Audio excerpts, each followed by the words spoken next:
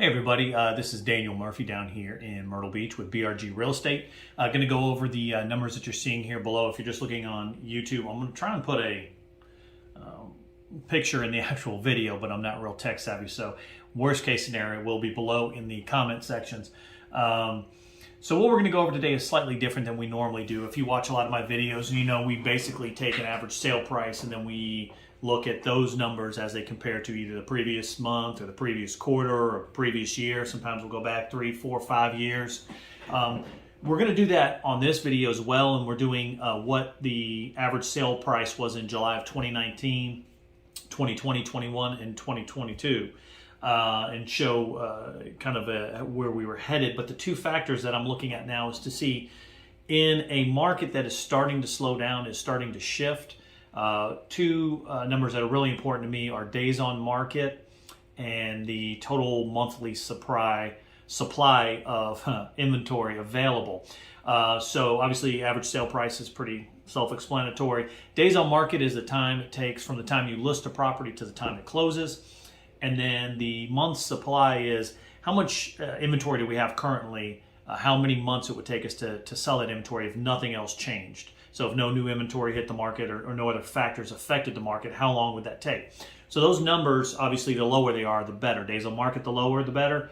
And month supply, the lower, the better. So that's what we're looking at today. I did throw in May of 2022 prior to June. Everything else is June numbers except May of 2022 because it's going to show us really the first time pretty much across the board that we saw a contraction of some aspect in the market. So if we look at July of 2019 all the way through 2022, you saw an increase in the average sale price, you saw a decrease in the days on market, and you saw a decrease in the monthly supply. However, if we look at May of 2022, the average sale price was for a single family residential was $450,000. In June, it was $434,000, so it did decrease. And remember, this is just a 1 month average, so you're looking at those numbers, and that's a $16,000 decrease in just a month period of time. That's I don't get too worried because it is just 1 month. However, it is the first month that we saw an actual decrease. Days on market actually decreased during that time from 115 to 109. But I think you're going to see that days on market number starting to increase starting next month. And then the month supply actually increased from 1.7 in May, so 1.7 months in May up to 2.1 months in July.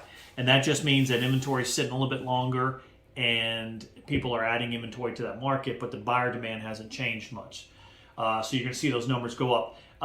If we go up to condos, again, looking at the July numbers from 2019 all the way to 2022, you saw an increase every single month or every single year in July in the total sale price or the average sale price.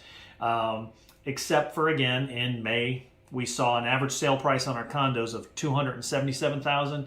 That is down to $262,000. Again, that is a 1 month average, month over month. It'll be curious to see when we close out August, kind of see where those numbers line up. But the 277 to 262, we saw days on market increasing from 45 to 67 days, and we saw the monthly supply go from 1.4 months up to 1.9 months. So all those numbers are showing that the market, at least from May to July, are nowhere near as strong as they had been for the previous months, because every single month prior to that, we've seen, for the most part, an increase in average sale price.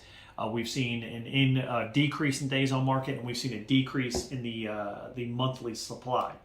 So, it's going to be interesting going forward. Obviously, when we're talking about the month supply, I'm saying if no other factors change. Well, we already know that one of the factors that is changing is that interest rates have gone up significantly, very, very rapidly, and so that's going to have an impact on buyer demand.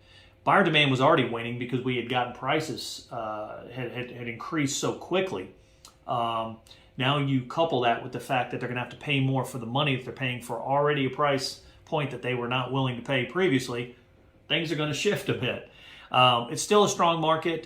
Be interested to see as inflation continues to rise. We do see oftentimes that creates opportunities for people who are buying because they're looking for somewhere to put their money, and real estate typically is it's a good hedge against inflation. But again, on if you're buying a single family residential, you still have to be prepared to purchase into a market where you've seen prices rising rapidly, as well as interest rates. So it'll be interesting as we go through this month. I think this year, I think we're gonna continue to see some contraction, some slowdown in the market. Not sure really at this point if I want to put a fine point on how much that would be, but we're gonna see it, and it's going to continue for the rest of this year. If you have any questions about your property here at the beach, or if you've been looking to buy or sell, certainly reach out anytime. Love to chat. Again, Daniel Murphy down here with BRG Real Estate. Thanks so much.